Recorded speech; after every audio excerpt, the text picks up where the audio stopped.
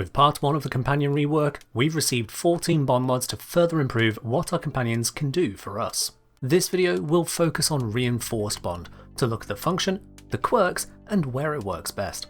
I'm Nick Engineer, let's solve a practical problem.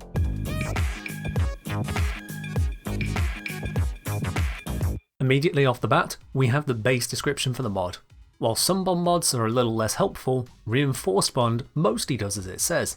The first benefit is a 60% fire rate boost, so long as either your companion has 1200 or more shields including overshield, or your companion has 1200 or more maximum shields even if currently depleted. The second benefit ties into this by granting 150 overshields to your companion when you reload your weapon. Let's start with that fire rate boost. It indeed provides a plus 60% fire rate boost additive to mods to your primary and secondary weapons. However, it confers no such bonus to heavy weapons, amps, nor melee weapons. So long as your companion is not in a down state and meets the shield requirements, this bonus remains in full effect even if your companion is not in line of sight to you, using other abilities, or is even removed from the equation, like when Titania goes into Razorwing mode. Yes, this means Titania's Dex Pixia can have this benefit 100% of the time, while your companion is free from all harm.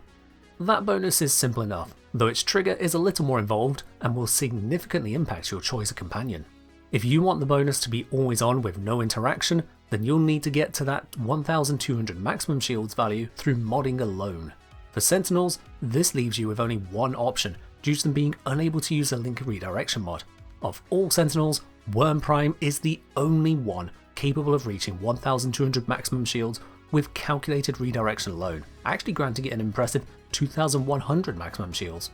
This makes it a great companion to use the mod, with my go-to setup looking like this. For other types of companions, you have far more options to choose from.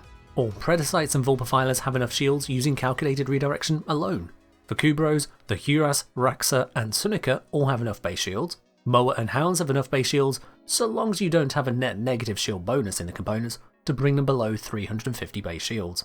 Even minus 2.5% on a Moa would make calculated redirection too weak to hit the 1200 threshold. For everything else, which includes the Helmeth Charger, Chesser and Sahasa Kubrows, all Kavats, and any incorrectly built Moas and Hounds, you'll be required to use link redirection with a sufficiently shielded Warframe to get there. Sufficient shields is anywhere from 694 to 776 shields depending on the companion. Hildren, Revenant and Synax are all sufficiently shielded with no mods at all, allowing all their non-Sentinel companions to reach the 1200 threshold using just link redirection. Every other Warframe will require at least one shield mod if it can help at all. For average frames with 370 shields, just redirection will be enough to support anything that's not a Kavat, while frames with as low as 280 shields at base will need an additional mod such as Vigor, Augur Accord or Boreal's Hatred, depending on the companion and frame pair. Naturally, any no-shield Warframes, as well as Grendel, simply can't help their companions link up to their threshold at all. Those frames will have to rely on companions with enough base shields, but that's still 17 options, counting the various Moas and Hound models. If you really wanted, you can achieve this 1200 shield threshold on Khorne's Venari despite it having no base shields. But this does require shield modding Khorne when, quite frankly, you could just put Reinforced Bond on a normal companion. Putting it on both companions is somehow even worse, as not only do the benefits not stack, but putting it on Venari appears to disable Reinforced Bond on your main companion. A lot of frames can choose from a lot of companions to let you pick what's most useful to you. If you want an interactive reference for the shield requirements for each of these companions, it's available to Proper Cuppa supporters on Patreon. The link for that is in the video description.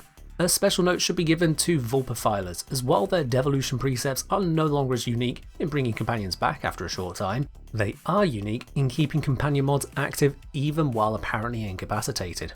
With any Vulpefiler, calculated redirection and Reinforced Bond, you will have nearly 100% uptime on the fire rate boost in any length of mission. The only downtime is that brief moment between a Vulpefiler dying and turning into larval form, and that's it. Now, I've focused on the permanent effects being made possible one way or another, but you can also use Reinforced Bond to force overshields onto your companion. Unfortunately, in all but one instance, you are limited to 600 overshields on companions, rather than the Warframe standard of 1200. This means you'd not only still need to have 600 or more base shields on the companion using up a mod slot, you also will not have much buffer room in your overshields to keep the bonus active without reloading again. The one exception is using the blast shield mod on mowers to grant them a max of 3600 overshields instead of 600, but then mowers can easily be built to hit the 1200 base shield trigger and not have to worry about overshields anyway, so that's not helping this setup. Taken at face value then, the final perk of reloading giving your companion 150 overshields wouldn't normally be that useful. A little shield here or there can refresh a small shield gate for 0.9 seconds, but that's not exactly game changing. Weapons which reload one at a time, like the Felarx and Tsar, will get more mileage as each round reloaded will trigger the overshield perk, granting a rapid recovery to your companion. This can restore them in a pinch, but it isn't the absolute furthest we can take this. Just a word of warning, where we're going next is possible bug territory and it may get fixed as soon as DE find out. You see, there's this lovely little effect known as reloading while holstered. It pops up in a few places as part of the Tenet Envoy and Tenet Diplos natively, available through the Synth mod set, and available through the mods Tactical Reload, Lock and Load, and Eject Magazine for rifles, shotguns, and pistols respectively. So long as you have one of these effects active, they'll reload your holstered weapon one ammo at a time at the rate listed.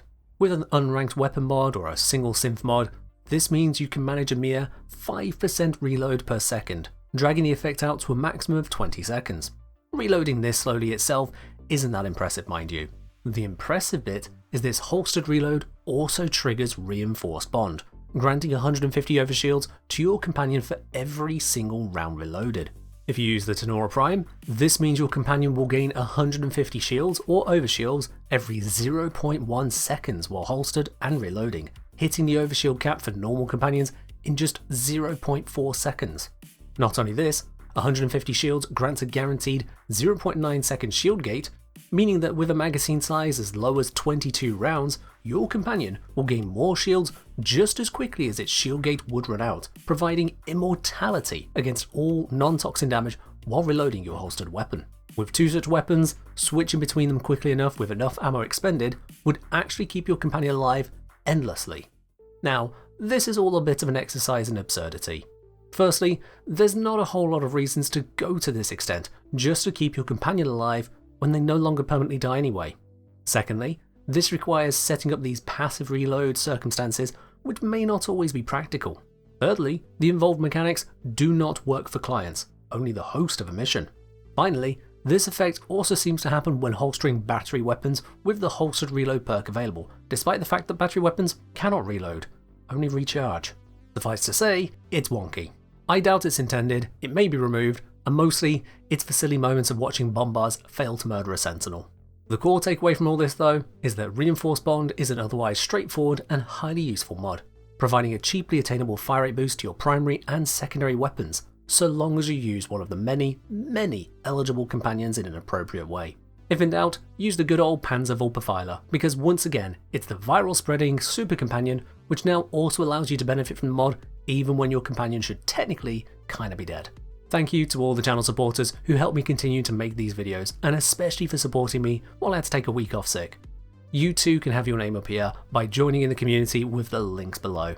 And as always, charge shields, rain bullets, and fight well, Tedo.